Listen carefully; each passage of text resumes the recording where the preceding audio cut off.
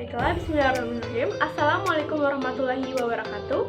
Perkenalkan, nama saya Ayuni Nisa Syafira dengan NPM A1E02004 dari Program Studi Pendidikan Fisika kelas 2B. Baiklah, di sini saya akan menyampaikan materi atau rangkuman materi BK untuk UAS semester 2. Baiklah, saya akan menampilkan materinya di samping. Yang pertama yaitu latar belakang perlunya BK, pelayanan di sekolah dan di luar sekolah. Yang pertama yaitu pelaksanaan BK di sekolah dan di luar sekolah. Yang pertama yaitu pelaksanaan BK di sekolah, perlunya bimbingan dan konseling dapat berfungsi sebagai pemantau masalah siswa yang berkaitan dengan masalah kelainan atau tingkah laku dan adaptasi.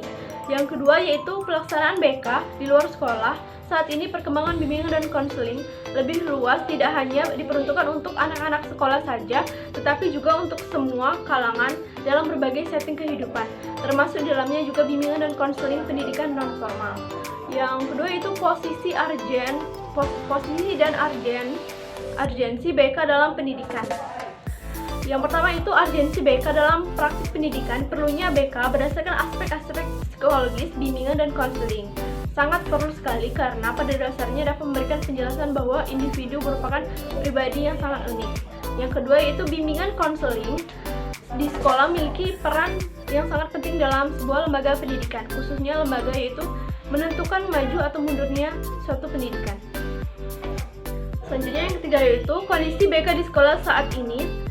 Pelayanan BK di sekolah memiliki peran yang sangat penting dalam menciptakan kondisi psikologis yang positif bagi peserta didik. Yang keempat yaitu sejarah bimbingan dan konseling di Indonesia. Pelayanan bimbingan dan konseling dalam sistem pendidikan Indonesia mengalami beberapa perubahan nama. Pada kurikulum 1984 semula disebut dengan penyuluhan BK atau BP. Yang kemudian selanjutnya itu kurikulum 1994 berganti nama menjadi bimbingan dan konseling atau BK. Sampai sekarang yaitu semakin mantap pada saat tahun 2001. Selanjutnya itu kedudukan bimbingan dan konseling di sekolah adalah sebagai alat untuk pemahaman terhadap perkembangan siswa dalam menjadi dasar pengembangan strategi dan proses pembelajaran yang membantu siswa dalam mengembangkan perilaku-perilakunya yang baru berkembang. Siswa di sekolah meliputi aspek-aspek fisik, kecerdasan, emosi, sosial, dan kepribadian. Selanjutnya itu peranan pelayanan bimbingan dan konseling dalam pendidikan sesuai dengan urgensi dan kedudukannya, maka berperan sebagai penunjang kegiatan pendidikan lainnya dalam mencapai tujuan pendidikan. Materi yang kedua yaitu pengembangan diri melalui pelayanan BK, fungsi BK dan konsep dasar BK. Yang pertama yaitu yang bersifat umum.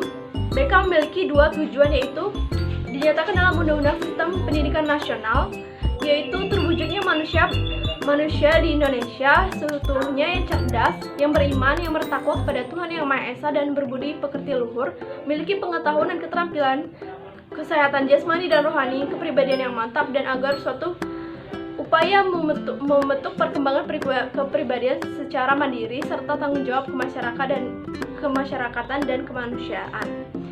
Yang kedua itu bersifat khusus, yaitu meliputi aspek pribadi sosial untuk mencapai tujuan dan tugas perkembangan pendidikan, yaitu belajar dan karir. Selanjutnya itu visi BK, yaitu visi pelayanan konseling adalah terwujudnya kemanusiaan yang mengembangkan melalui tersedianya pelayanan bantuan dan pemberian dukungan perkembangan dan pengamatan masalah atau peserta didik berkembang secara optimal, mandiri, dan bahagia. Yang kedua yaitu misi BK pendidikan, yaitu memfasilitasi pengembangan peserta didik melalui misi pengembangan, pembentukan perilaku efektif dan normatif dalam kehidupan keseharian masa depan. Yang ketiga itu peserta didik di dalam lingkungan sekolah.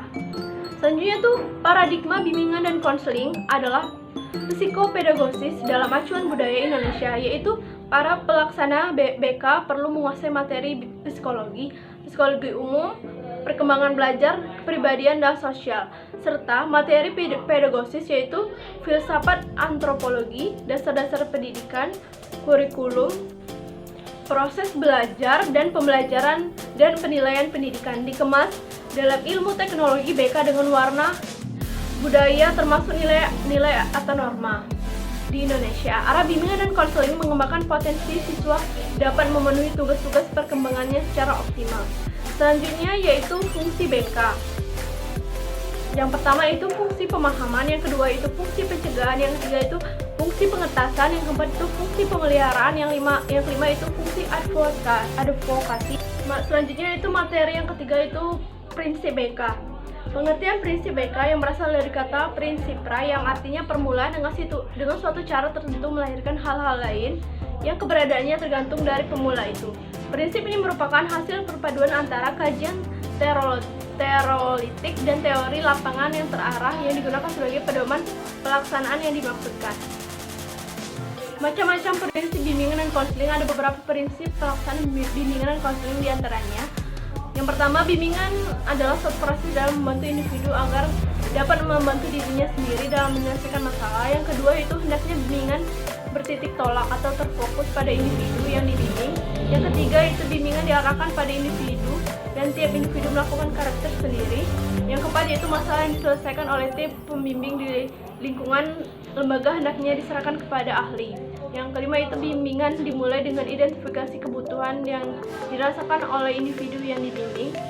Selanjutnya itu bimbingan harus luas dan fleksibel. Selanjutnya itu program bimbingan di lingkungan lembaga pendidikan tertentu harus sesuai dengan program pendidikan. Yang selanjutnya itu hendaknya pelaksanaan program bimbingan dikelola oleh orang yang dimiliki keahlian dalam bimbingan. Selanjutnya itu hendaknya melaksanakan program bimbingan dievaluasi untuk mengetahui hasil pelaksanaan program. Yang selanjutnya itu materi keempat, yaitu azas-azas BK dan peraturan pemerintah terkait BK di sekolah. Yaitu azas-azas bimbingan dan konseling pelayanan. Bimbingan dan konseling adalah pekerjaan profesional yang harus dilaksanakan sesuai kaidah-kaidah yang menjamin efisien dan efektivitas proses dan lainnya. Dalam penyelenggaraan pelayanan bimbingan dan konseling, kaidah-kaidah tersebut dikenal dengan asas bimbingan dan konseling.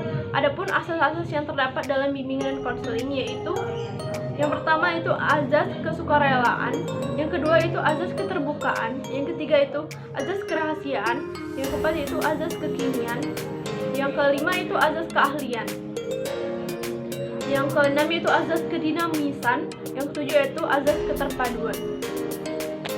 Yang ke-8 yaitu azas kemandirian, yang ke-9 azas ahli tangan, yang ke-11 yaitu azas kenormatifan, yang ke-12 azas tutwuri handayani.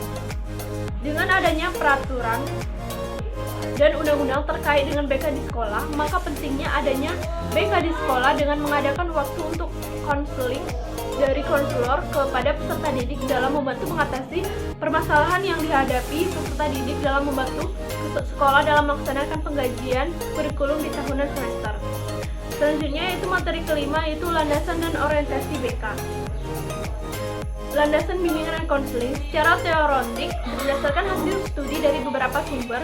Secara umum terdapat 4 aspek pokok yang mendasari pengembangan layanan bimbingan dan konseling, yaitu yang pertama yaitu landasan filosofis, yang kedua yaitu landasan religius atau agama, yang ketiga yaitu landasan psikologis, yang keempat yaitu landasan sosial budaya, yang kelima landasan ilmu pengetahuan, yang keenam yaitu landasan pedagogis. Orientasi BK, yaitu orientasi adalah pusat perhatian atau titik berat pandangan seseorang yang berorientasi ekonomi dalam pergaulan, maka ia menitik beratkan pandangan atau memusatkan perhatiannya pada perhitungan untung rugi. Yang kedua yaitu tujuan orientasi untuk memberikan pengenalan kepada murid-murid kegiatan tentang kegiatan dan situasi pendidikan yang akan ditempuhnya. Selanjutnya itu jenis-jenis orientasi BK. Yang pertama orientasi individual bimbingan dan konseling. Yang kedua yaitu orientasi perkembangan dalam bimbingan dan konseling, lebih menekankan akan pentingnya peranan perkembangan yang terjadi. Yang ketiga itu orientasi permasalahan secara langsung bersangkut paut dengan fungsi pencegahan dan fungsi pengetasan. Yang selanjutnya itu materi ke-6, yaitu pengorganisasian BK personil pelayanan bimbingan dan konseling. Organisasi bimbingan konseling di sekolah dalam pengertian umum yaitu suatu wadah atau badan yang mengatur segala kegiatan untuk mencapai tujuan secara bersama-sama. Sebagai suatu badan, banyak ahli menawarkan model atau pola organisasi yang mana cocok dapat diterapkan di sekolah. Akan tetapi, Organisasi dipilih harus berdasarkan atas kesepakatan bersama di antara pihak-pihak yang terkait di sekolah yang akan dilanjutkan dengan usaha-usaha perencanaan dalam mencapai tujuan, pembagian tugas, pengendalian proses, dan penggunaan sumber-sumber bimbingan. Selanjutnya itu pola organisasi BK di sekolah. Yang pertama yaitu unsur Kandepdiknas adalah personel yang bertugas untuk pengawasan dan pembinaan. Yang kedua itu kepala sekolah bersama wakil kepala sekolah adalah penanggung jawab pada satuan pendidikan. Yang ketiga itu koordinator bimbingan dan konseling bersama guru pembimbing atau konselor sekolah, yaitu pelaksanaan utama pelayanan bimbingan dan konseling. Yang ketiga yaitu selanjutnya itu guru mata pelajaran atau praktik, merupakan pelaksana pengajaran dan praktik atau latihan. Yang kelima yaitu wali kelas adalah guru yang bertugas untuk mengurusi pembinaan administrasi seperti nilai rapot, kenaikan kelas, dan kehadiran siswa. Yang keenam yaitu siswa adalah peserta didik yang penerima pelayanan pengajaran atau praktik. Yang ketujuh yaitu tata usaha, yaitu membantu kepala sekolah dalam menyelenggarakan administrasi dan ketatausahaan. Yang kedelapan yaitu komite sekolah adalah unsur sekolah, yaitu orang tua yang terdiri dari orang tua, tokoh masyarakat, dan berperan dalam membantu penyelenggaraan satuan pendidikan. Peran dan tugas bimbingan konseling di sekolah oleh banyak pakar mengatakan sebagai teamwork atau dalam menyelenggarakan mau tidak mau akan melibatkan personel sekolah lainnya agar lebih berperan sesuai batas-batas kewenangan dan tanggung jawabnya. Personel yang dimaksudkan tersebut mencakup kepala sekolah, wakil kepala sekolah, koordinator bimbingan dan konseling, guru pembimbing atau konselor sekolah, guru, wali kelas, dan staf administrasi. Peranan guru dalam pelayanan bimbingan dan konseling yaitu guru sebagai inovator, guru sebagai fasilitator, guru sebagai kolaborator, dan guru sebagai motivator. Materi selanjutnya itu materi ketujuh yaitu pola umum dan format kegiatan BK di sekolah. Yang dimaksud dengan pola umum pelaksanaan bimbingan ialah merupakan suatu asas pokok untuk mengatur penyebaran pelaksanaan bimbingan di sekolah. Dengan pertimbangan kegiatan-kegiatan bimbingan, apa yang harus diadakan dan rangkaian kegiatan itu dilaksanakan oleh siapa serta diberikan kepada siapa. Pada dasar inilah lebih bersifat praktis karena langsung berkaitan dengan penyusun program bimbingan. Ditinjau dari segi masalah yang dihadapi para peserta didik, garapan bimbingan di sekolah mencakup 4 bimbingan pribadi, bimbingan sosial, bimbingan belajar, dan bimbingan karir. Jenis layanan kegiatan dan konseling ada 9, yaitu layanan orientasi, layanan informasi, layanan penempatan dan penyaluran, layanan pembelajaran, layanan konseling perorangan, layanan bimbingan kelompok, layanan kota konsultasi, layanan konversi kasus, layanan dengan papan bimbingan, sedangkan kegiatan pendukungnya yaitu aplikasi instrumen himpunan data, kunjungan rumah, dan ahli tangan kasus. Selanjutnya yaitu materi ke-8 yaitu pola umum dan jenis kegiatan, format kegiatan pendukung bimbingan dan konseling. Kegiatan pendukung bimbingan dan konseling adalah usaha untuk mengumpulkan data dan keterangan tentang diri peserta didik atau klien dan keterangan tentang lingkungannya, baik itu lingkungan keluarga, sekolah, ataupun lingkungan sekitarnya. Maksud kegiatan pendukung bimbingan dan konseling adalah para pembimbing atau konselor lebih mudah memahami potensi, kekuatan, serta masalah yang dihadapi klien. Kegiatan pendukung ini diharapkan terkumpul data-data yang akurat dihadapi oleh seorang klien. Selanjutnya itu untuk mengetahui kegiatan pendukung bimbingan konseling seperti aplikasi instrumentasi, himpunan data, konversi kasus, kunjungan rumah, serta tampilan kepustakaan dan ahli tangan kasus. Selanjutnya itu macam-macam kegiatan pendukung bimbingan dan konseling. Yang pertama itu aplikasi instrumental, yaitu dalam upaya mengungkapkan pengukuran dengan memakai alat atau instrumen tertentu. Yang kedua itu himpunan data, yaitu kegiatan untuk menghimpun seluruh data dan keterangan yang relevan. Yang ketiga itu konferensi kasus, yaitu untuk membahas permasalahan peserta didik. Yang selanjutnya itu yang keempat, kunjungan rumah atau yang merupakan kegiatan untuk memperoleh data dan keterangan. Yang selanjutnya itu ahli tangan kasus, yaitu yang merupakan kegiatan untuk memperoleh penanganan yang lebih tepat dan tuntas atas permasalahan yang dialami klien untuk memindah tangankan penanganan kasus ke pihak lain yang lebih ahli atau kompeten. Materi ke-9 yaitu tentang pola umum dan format kegiatan BK di sekolah, lanjutan, dan masalah-masalah siswa di sekolah. Pola-pola bimbingan dan konseling yang dimaksud dengan pola dasar pelaksanaan bimbingan ialah suatu asas untuk mengatur penyebaran pelayanan bimbingan di sekolah dengan mempertimbangkan kegiatan-kegiatan bimbingan apa yang harus diadakan di sekolah tertentu. Program kegiatan pada bimbingan konseling dan konselor atau guru pembimbing penyelenggaraan pelayanan BK untuk seluruh peserta didik menjadi asuhan atau ampuannya dalam kinerja sehari-hari. Setiap minggu sepanjang tahun ajaran, kegiatan pelayanan tersebut dilaksanakan dalam format individual, kelompok, klasikal, lapangan, politik, dan jarak jauh. Berikut yaitu format kegiatan BK. Yang pertama yaitu format individual, yaitu format yang merupakan format kasus dapat dilakukan terhadap individu-individu tertentu. Yang kedua itu format kelompok. Yang ketiga itu format klasikal. Yang keempat itu format lapangan. Yang kelima itu format politik. Yang keenam itu format jarak jauh. Berikut merupakan masalah-masalah siswa yang ada di sekolah.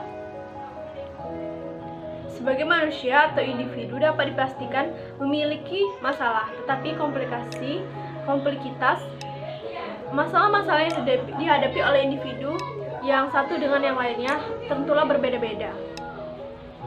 Berikut itu contoh masalah yang berkenaan dengan yang pertama itu perkembangan individu, yang kedua itu perbedaan individu, yang ketiga itu kebutuhan individu, yang keempat itu penyesuaian diri dan kelainan tingkah laku, selanjutnya itu masalah belajar. Materi yang ke-10 yaitu tentang konsep dasar diagnostik kesulitan belajar dan pengajaran remedial. Yaitu diagnosis kesulitan belajar merupakan proses penentukan masalah atas ketidakmampuan peserta didik dalam belajar dengan meneliti latar belakang penyebabnya dan dengan cara menganalisis gejala kesulitan atau hambatan belajar yang nampak. Kesulitan belajar dibagi menjadi 3 kategori besar, yaitu yang pertama yaitu kesulitan dalam berbicara dan berbahasa, yang kedua yaitu permasalahan dalam kemampuan akademik, yaitu kesulitan lainnya yang mencakup kesulitan dalam mengorganisasi gerakan anggota tubuh serta permasalahan belajar yang dicakup oleh kedua kategori di atas. Diagnosis yang sebenarnya terhadap kesulitan belajar dilakukan dengan metode uji standar yang membandingkan tingkat kemampuan seorang siswa terhadap yang lainnya, anak yang lainnya yang dianggap normal. Selanjutnya itu faktor-faktor penyebab timbulnya kesulitan belajar terdiri dari 2 macam, yaitu faktor internal, yaitu dari dalam peserta didik, baik fisik maupun psikis. Yang kedua yaitu faktor eksternal sebagai faktor keluarga, sekolah, dan media massa. Pengajaran remedial merupakan suatu bentuk pengajaran yang bersifat mengobati, menyembuhkan, atau membetulkan pengajaran yang membuatnya menjadi lebih baik dalam rangka mencapai tujuan pembelajaran yang maksimal. Kegiatan remedial seyoginya merupakan suatu studi kasus tersendiri yang digunakan oleh guru dalam menangani para siswa dalam kesulitan belajar. Materi yang terakhir yaitu pembelajaran berbasis bimbingan. Yang pertama itu secara filosofis, manusia memiliki potensi untuk dikembangkan secara optimal. Mungkin potensi ini sendiri adalah latent power, yaitu kekuatan, kemampuan, keunggulan, keunikan yang belum tampak, atau menjadi prestasi, belum terwujudnya dalam bentuk perilaku. Yang kedua itu bimbingan adalah suatu proses berkesinambungan dengan upaya membantu untuk memfasilitasi individu agar berkembang secara optimal. Yang ketiga yaitu dengan demikian pembelajaran berbasis bimbingan itu sangatlah penting untuk diterapkan karena pembelajaran yang baik tidak hanya berorientasi pada pencapaian kognitif saja, tetapi dapat menghasilkan sebuah output berupa lahirnya perubahan perilaku siswa atau peserta didik yang positif dan normatif. Yang keempat yaitu adapun bimbingan kegiatan mengajar yang dapat dilakukan oleh guru, yaitu berupa menjelaskan tujuan dan manfaat belajar, yaitu cara belajar, mata pelajaran yang diberikan, dorongan untuk berprestasi dan membantu mengatasi kesulitan yang dihadapi oleh individu, serta menyelesaikan tugas dan memberikan fasilitas belajar dan lain-lainnya. Yang terakhir yaitu dengan demikian individu akan lebih berhasil dalam belajar apabila guru atau dosen menerapkan prinsip-prinsip dalam memberikan bimbingan waktu belajar. Baiklah, itu saja materi rangkuman BK yang bisa saya sampaikan. Apabila ada salah kata, saya mohon maaf. Wabillahi taufiq wa hidayah. Wassalamualaikum warahmatullahi wabarakatuh.